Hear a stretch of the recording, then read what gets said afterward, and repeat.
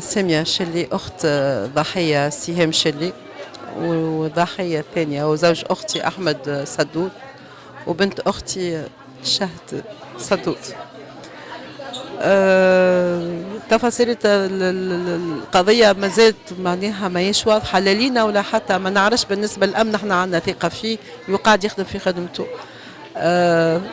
بالنسبة لابن أختي الموقف هو موقف على ذمة التحقيق، ولم معناها التهمة ما زالت ماهيش منسوبة لي 100%. احنا كعائلة متأكدين انه مش مستحيل يكون ابن أختي، مستحيل، لأنه الطفل ذاك عمره 23 سنة، عمره ولا ضرب أمه بكف، مش يذبحها من الوريد إلى الوريد، وأخته من الوريد إلى الوريد، وأبوه من الوريد إلى الوريد.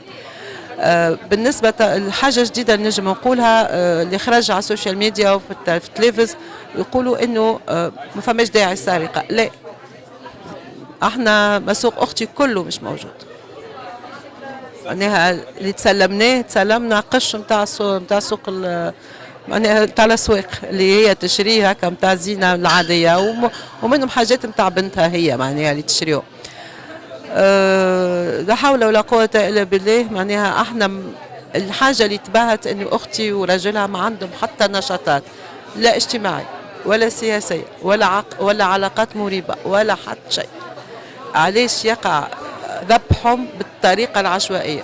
زوج اختي مضروب ومكسر فمه، ولده ينجم يعمل يضربه ويكسر له فمه ويكسر له رقبته. هذايا الراجل، معناها الراجل قاوم، مستحيل يكون ذبحوا 3 بدون صوت للجيران، وهو واحد بركة ماخذ راحته يذبح. حاجة ثالثة، قالوا انه متعاطي مخدرات، تحليل نظيف هو والطفل الثاني. معناها احنا مش نبكيو على ولدنا برك، حتى ولد الناس اللي هو ولد عائلة محترمة، بوه انسان طبيب، امه امرأة اعمال. ما تصورش ناس متقرفة اولادها بدم قلبها باش في الاخر سواء ولد اختي ولا ولد اللي معاه ما نجموش نقولوا انهم هذم يوصلوا يقتلوا، وخاصة الوليد الثاني يحب اختي يتتسيهم. سامحني، لو ولد اختي قاتل امه وابوه واخته خاطر حب على الفلوس، الاخر علاش مشاركوا؟ سؤال، عليه الوليد الثاني مشاركوا وهو ميسور الحال، هما زوز ميسورين الحال يا خويا. الاخر ميسور الحال وبوه مدلو كاريلو بورتمان باش يقرا باش يراجع ويلقى راحته فيه، علاش يمشي يرتكب جريمه؟ مش جريمه 3. ان شاء الله ربي ظاهر الحق، وانا عندي ثقه كبيره بالحق في الامن التونسي والقضاء التونسي، والامن قاعد يخدم في خدمه مزيانه، وان شاء الله ربي يوفقهم، وان شاء الله يبردونا احنا كعائله، لانه وترتاح اختي في قبرها، خاطر الا اختي ولا راجلها ولا بنتهم مرتاحين نتصور في قبرهم وولدهم متهوم فيهم. هذه حاجه توجع.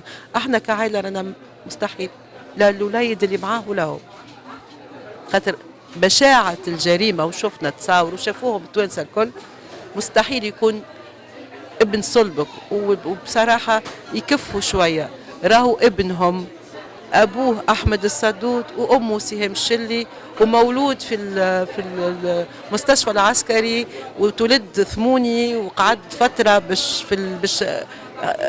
وصل يكون معناها في الحياة، وطفل راهو كما الأولاد تونس الكل، أما مش يوصل يقتل.